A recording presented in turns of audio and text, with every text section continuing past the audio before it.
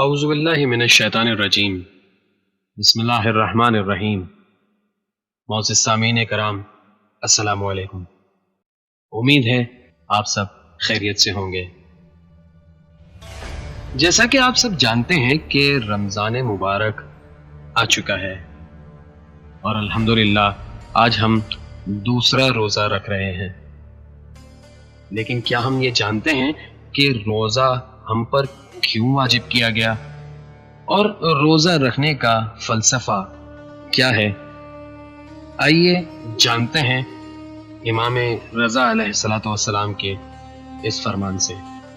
حضرت امام رضا علیہ السلام نے محمد بن سنان کے سوالات کے جوابات میں کچھ اس طرح تحریر فرمایا کہ روزہ واجب کرنے کی وجہ یہ ہے کہ روزے دار انسان بھوک اور پیاس کا ذائقہ چکھے تاکہ غربت اور افلاس کو محسوس کرے، اسے اجر دیا جائے، وہ صابر قرار پائے، آخرت کی دشواریوں پر گواہ ہو، نفسانی خواہشات کو کچلنے کے لیے ایک وسیلہ بنے، ذریعہ عبرت ہو اور رہنمائے آخرت، تاکہ دنیا اور آخرت کے فقیر اور امیر اس کی دشواریوں کو جان سکیں۔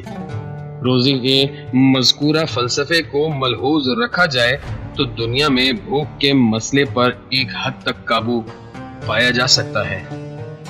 ذرا سوچئے کہ اگر دنیا کے تمام صاحب حیثیت روزے دار اپنے ایک وقت کے کھانے کو اکٹھا کریں اور ماہ رمضان المبارک کے آخر میں اس جمع شدہ خوراک یا اس کی رقم کو اپنے شہر میں بسنے والے یا اسلامی دنیا میں بکھرے ہوئے ضرورت مند افراد کے حوالے کر دیں تو اس طرح غریب اور مفلس افراد کی کس قدر قابل توجہ مدد ہو سکے گی۔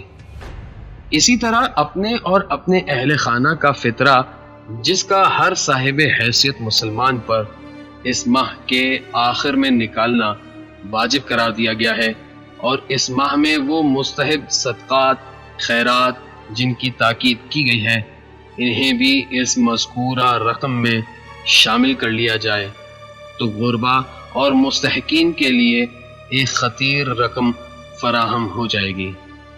البتہ شرط یہ ہے کہ اس رقم کو صحیح اور منظم پروگرام کے تحت جمع اور خرچ کیا جائے۔ روزے کا ایک اور فلسفہ جو کہ اہم ترین فلسفہ ریاضت نفس، ترک گناہ کی مشق اور تقوی کی صفت کا حاصل کرنا ہے۔ حقیقی روزے دار ماہ رمضان میں انتہائی سنجیدگی اور توجہ کے ساتھ ہر قسم کے ارتکاب گناہ سے پرہیز کرتا ہے، حتیٰ روزے کی وجہ سے جائز لذتوں مثلاً کھانے پینے سے بھی اجتناب کرتا ہے، اور قربتاً اللہ ایک ماہ تک مسلسل یہ جسمانی اور روحانی مشق جاری رکھتا ہے۔